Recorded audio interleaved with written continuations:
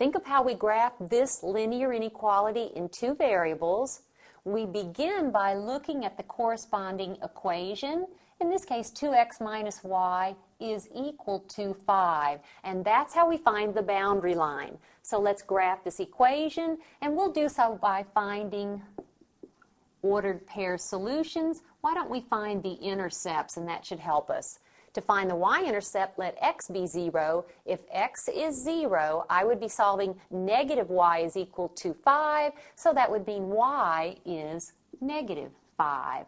Let's find the x-intercept by letting y be 0. If y is 0, we're solving 2x is equal to 5, and divide both sides by 2, and x is 5 over 2, or 2 and 1/2. And we'll use the intercepts to help us find this line.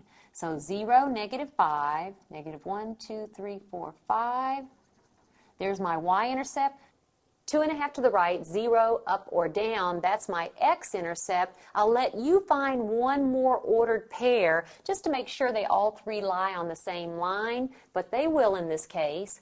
And now I'll draw my boundary line, and I will draw it dashed because the boundary line is not a part of the solution region of the original inequality. The inequality sign, strictly greater than or strictly less than, remember we draw a dashed boundary line.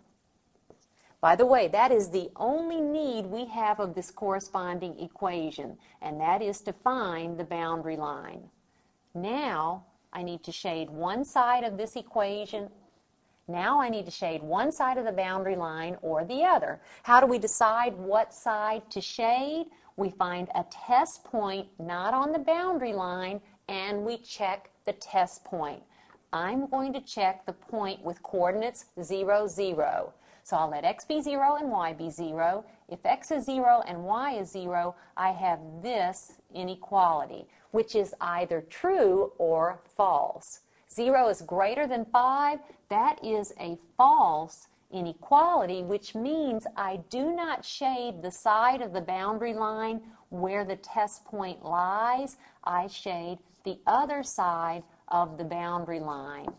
And I am shading then all ordered pairs that will make this a true inequality.